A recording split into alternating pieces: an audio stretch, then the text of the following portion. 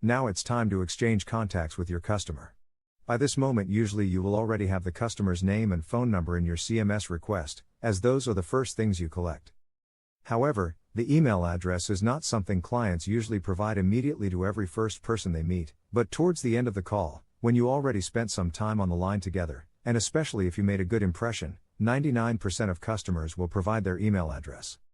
You will need to enter it into the CMS request as well.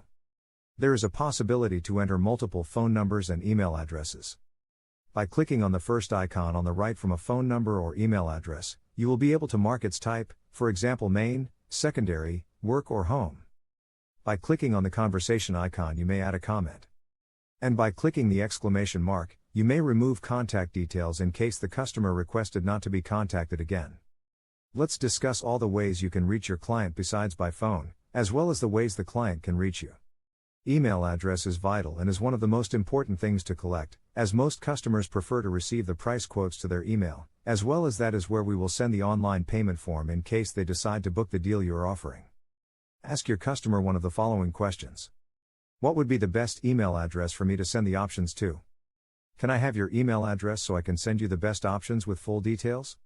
It's absolutely essential to get it right, as if you make a single mistake, the client will not receive your email. As a result, you will lose him as a client.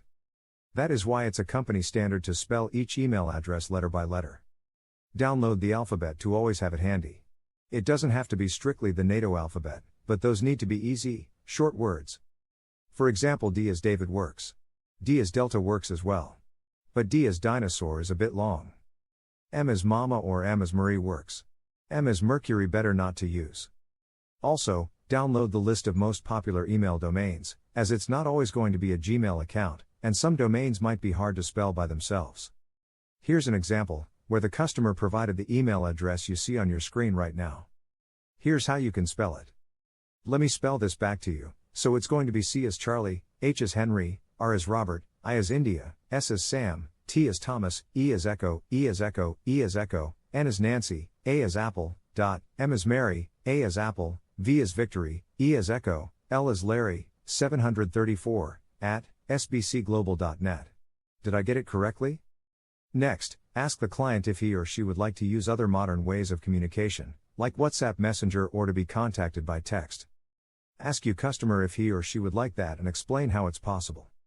Also, you can receive instant quotes for your requested flight through WhatsApp as well. We can also use it as an alternative method of communication in the future in case you have no time to speak via phone. You can chat with me, provide feedback, let me know if you want to receive more options. I am sending you a request right now, all you have to do is reply OK to the message you receive in a few moments. OK, it is sent. Waiting for your reply. The same way, you can provide the option to communicate through text messages, in case WhatsApp or email is inconvenient for your client. A separate, more detailed lesson on text messengers and how to use them will be available later on. As a travel professional, you are your own business within a business. Your amazing service is your personal brand. You will have a personal direct line number, which your clients can reach you at directly or leave a voice message in case you are not available. If your customer doesn't have your direct line number, he is likely to call the general line number again, and that means that another travel consultant could continue dealing with him, and you will lose him as a customer. Always make sure to provide your direct line number to your customer, as well as give them a moment to write it down. You will have another chance to repeat your name as well, as that is a part of your personal brand and your clients remembering you. Say the following. Let me provide my direct line number, so in case you have any questions or requests, you don't have to wait on the line and get to me directly. Do you have somewhere to write down? My name is Wilson, Wilson, and my direct line is, you ready? 800-874-2485. Along with the phone number, provide info on when exactly you're available, meaning the work days and hours. Provide them using the customer's time zone, so for example if the customer is in San Francisco, use Pacific time, and if he's in New York, Eastern time. In order to make it more convenient for you, set up additional clocks on your computer that would show times in different time zones all at once. Say the following. I'm usually available between 9 a.m. and 5 p.m. Pacific time, I work Monday through Friday. Or you can leave a voice message, and I will reach out as soon as possible. Once you have exchanged contacts, you need to set up an appointment for a callback with your customer. Later on, once you are more experienced, you will be able to perform a flight search already while on the line with a client. In that case, you will ask most of the questions about preference, already while looking for the flight, and will discuss it with your customer as you search.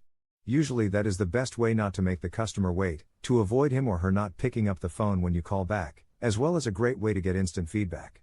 But in the beginning, that is too complicated for new travel consultants. That's why you will need to take some time to study the market and pick the best options and prepare a flight presentation for your customer. Usually you will need from 20 to 40 minutes to do that, but in the very beginning, just in case, take an hour to do that. Say the following. Alright.